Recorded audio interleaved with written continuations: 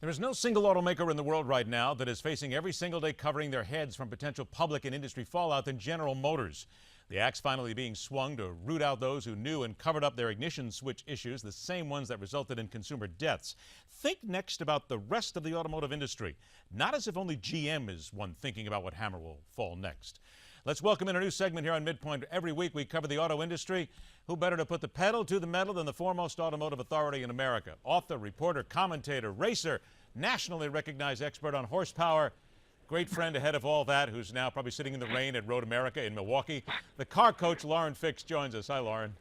Hi, Ed. How you doing? I'm good. By the way, you are rained out at Road America, correct? Or did you? Well, we were out on the track anyhow. It never really stops us. You just got to slow down a lot. Yeah, welcome to Road America, where it seems to rain almost every day. We've had that experience before. Hey, GM fires 15 people in this. Mary Barra has 15. That's the first action they've taken. Is 15 enough, or are we scapegoating this, and is GM still waiting for more to fall on their heads from this?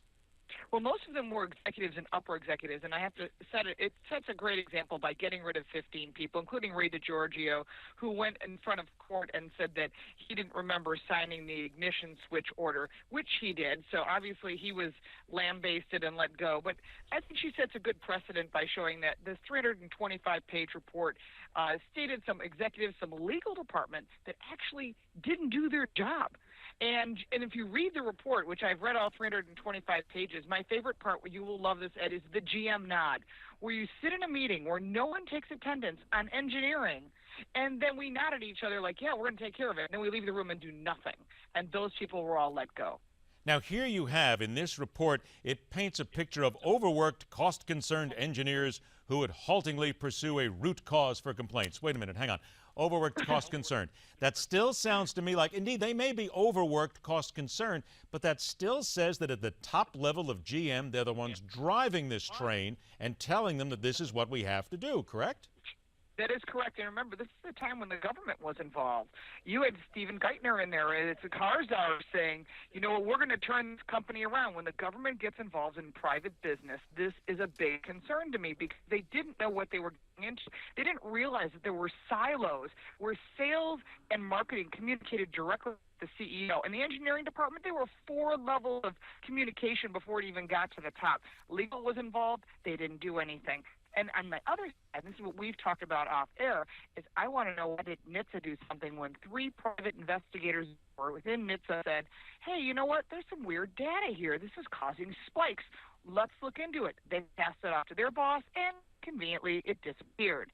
That's another thing that questions me. How much was there a little bit of government cover-up, which we'll never hear about because that's the way this administration works, and how much of it is still inherent in GM, and how long will it take, and how many firings will it take to clean it up? Okay, minute 30, here we go. 13 million cars and related parts, child seats, equipment, tires, recalled in the U.S. in the first quarter of 2014 alone.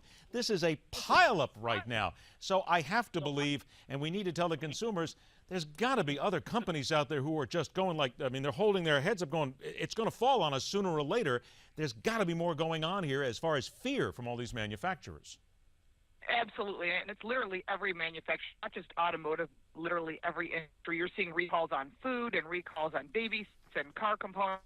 And I think the secret is now is we're all afraid to run in front of the press. I mean, Toyota got tortured when it came to that unintended acceleration, and of course they tried to pass it off on the consumer. Now that is not going to be the answer. You have to say, listen, we've got a problem. We've had a lot of complaints.